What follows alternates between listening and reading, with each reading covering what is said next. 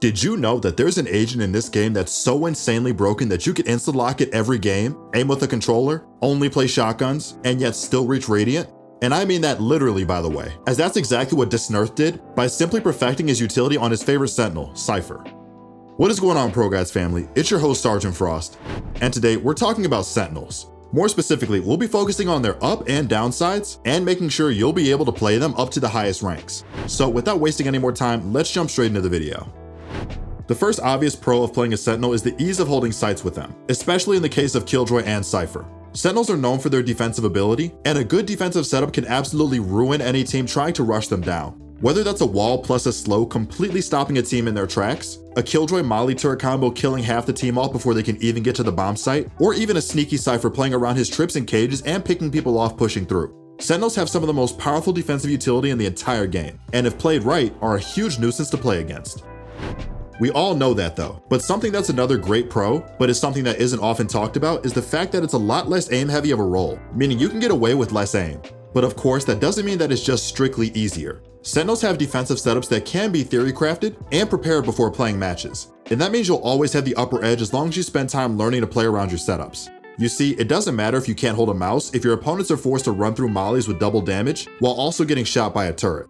Similarly, you can get away with whiffing a few shots if you can see your enemy right through a cage, as if you were using some sort of wall hack. And of course, one-ways are always a bonus. That doesn't mean that Sentinel players all have bad aim though, or even that if you downloaded the game yesterday, you can cheese your way into Immortal just by learning a few setups. What it does mean, however, is that if you're able to master your Sentinel agent, you can reach a higher rank than you would in any other role, even if you may be a little behind mechanically. A great example of this phenomenon was Disnerth, who was able to find his way to Radiant even though he had two massive handicaps. One, he was only using the Judge, and perhaps more importantly, number two, he was using a controller. Of course, there's a lot more to it than just his agent choice, but I do personally think that on any other agent it would be a whole lot more difficult, and him picking Cypher really supported him in a playstyle that allowed him to flourish regardless of his handicaps. The reason that is important is pretty simple. Even though you may be struggling with your aim, or don't have the time to practice it for hours a day, you can still be really effective as long as you're playing a solid Sentinel game. One of the best ways to achieve this, and a method that I'd personally recommend, is checking out our Pro Guides course with Average Jonas. He's one of those players that have really figured out how to play his agent, and that's why he focuses on how to master an agent and adapt to any meta. It's really an informative watch, and if you're looking to learn how to play the Sentinel of your choice really well, then it's certainly a must watch. Before we move on, we have to quickly get to our question of the day. And today's question is, who is your favorite Sentinel? For me personally, it's gotta be Killjoy. Although I'd honestly consider myself more of a Sage main, Killjoy is just one of those agents which can be an absolute menace to play against as long as your utility is right. And sometimes it even feels borderline unfair. So what's yours? Let us know who your favorite Sentinel is in the comment section down below. And don't say tens. Something else that's very underrated about Sentinels is their info gathering ability, at least in the case of Killjoy and Cypher. Both of them are really great at finding information, holding flanks, and just in general making sure that your team knows what's going on when attacking. If you're playing Cypher, simply place your trip on a flank you don't intend on pushing, and now you have a great flank watcher that can prevent lurks and flanks. That way you don't have to worry about controlling a huge part of the map, and it's all because you decided to use a 200 credit ability. And then we haven't even mentioned his camera, which can also be used to watch important areas of the map, or peek aggressively into a corner or site that hasn't been cleared yet. Even if your camera gets destroyed instantly, you'll still be able to see where it got shot from. And if you know someone is probably going to shoot it, you can even peek right after placing it. This offers you a huge advantage, as the person getting peeked will both instantly give away his position, while also having his crosshair placed in no man's land. Basically, he won't be in for a fun time, especially if your crosshair placement is solid. Then over in the Killjoy camp, you're able to put your alarm bot down to hold a crucial choke point, as long as you remain somewhat close to it. But perhaps more importantly, you also have an aimbot sentry gun that'll spot anyone that walks into it. The only downside is that you're gonna have to stay close to it in order for it to remain active, but it's still a massive amount of control that other agents just can't replicate. For example, by simply placing it on top of one of the walls on B tiles in Ascent, you'll be able to hold the CT jump spot, people playing around pizza, people pushing into mid, and even people wanting to peek short. So much info. But even if you don't get it put into an amazing spot, it'll still make sure that no one gets behind you unnoticed, unless they take the time to actually smoke your turret. If you don't really want to hold flanks that way though, and are instead looking to have an easier time peeking angles, you can always place your turret in the first place before you peek. If there's an enemy holding it, they're forced to either give up the sightline or instead shoot your turret before it activates. Either way, you gain a great deal of information, and you are able to easily take more control without having any risk of dying. And of course, you could do the same or at least similar things on defense as well. Nothing stopping you from aggressively spotting an early angle with a Killjoy turret or a Cypher cam. And if you notice no one's actually there, well, you'll instantly know where they're probably going instead. Finally, Sentinels are great lurkers, with the exception of Sage. Both agents' info gathering ability makes it so that they won't have to worry about anyone getting behind them on their lurk, like perhaps some other agents such as Astra or generally Duelists would. And since their utility isn't a necessity on the side hits themselves, they're a logical pick to let you roam free.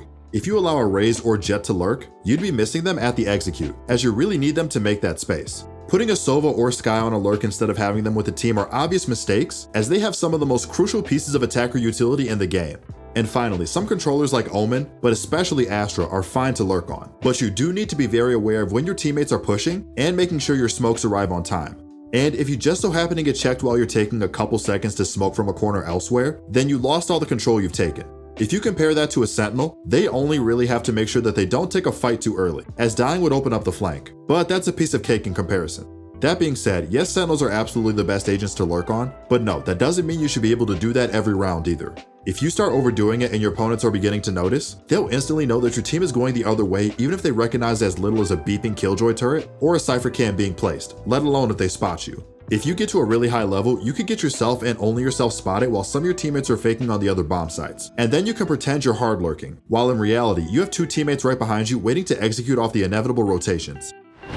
That being said, Sentinels are not all sunshine and rainbows. They do have some downsides. One of the main downsides is the restrictions and freedom you accept by locking the role. If you're playing Killjoy or Cypher, you need to stay alive. And in the case of Killjoy, also in range to properly play around your utility. Additionally, once you set up your utility, it takes a long time to retrieve them all and place them again. Not to mention very unsafe. If you're playing Sage, same thing applies, but in a different way. You want to make sure that you stay alive to heal your teammates, but you also really can't die if, for example, you have a res. Of course, that's fine and dandy if your opponents keep running into your setups, but if they care about the game or even just their life, that'll quickly stop happening and you might have to rely more on your teammates to hold on to their side of the map. If your teammates keep getting run over though, and you're just the last alive happily protecting your bomb site, playing a Sentinel can feel pretty helpless. You want to make sure you're playing around your utility, but looking at your underperforming teammates unable to hold the rest of the map even while stacked can be pretty hard to watch. But of course, depending on your knowledge on setups or your game sense, you can still switch it up. A key to winning when your teammates are struggling is spending a bit more time in a custom on your own in an effort to try and figure out setups that will allow you to help your teammates no matter where they're struggling. Regardless of what Sentinel you play, it shouldn't take long to prep setups for different situations on all maps. Spend 5 to 10 minutes after every comp game to try to figure out setups that might prevent losing rounds. Then you can be certain you're improving at your agent at a very rapid pace. The final disadvantage of playing a Sentinel is that if you're playing well, it's easy to get yourself avoided. Simply stop a rush once or twice and your opponents will try to turn the other way. If your teammates are not as prepared as you are, then they could be dropping the ball, forcing you to take more aggressive plays, which isn't a Sentinel's forte. I'm sure that if you've played Sentinel more than once, you know exactly what I'm talking about. But what differentiates the good Sentinels from the great ones is how they react to that. If you recognize you're getting avoided, or even if you want to make sure you stay unpredictable, it's up to you to change things up. Perhaps completely change the bomb site you're holding, or otherwise call for your team to play in a way that'll punish their refusal to attempt your site.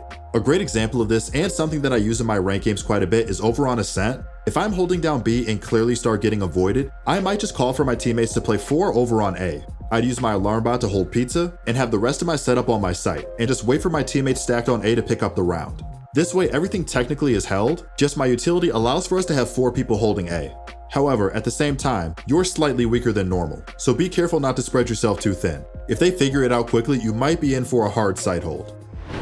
Obviously though, there's way too many of these types of setups, plays, and strats to go over normally, so I'm afraid I'm gonna have to end the video here. If you do want to learn more though, of course don't forget to check out our website ProGuides.com and seek help from one of our many great high-level coaches, which can help you solve any Valorant related issue you might be struggling with, and make sure that you climb the rank ladder like no tomorrow. If you enjoyed the video, please be sure to leave a like and subscribe with notifications on. That way you'll never miss an upload. This has been your host Sergeant Frost, and I'll see you all again in the next one.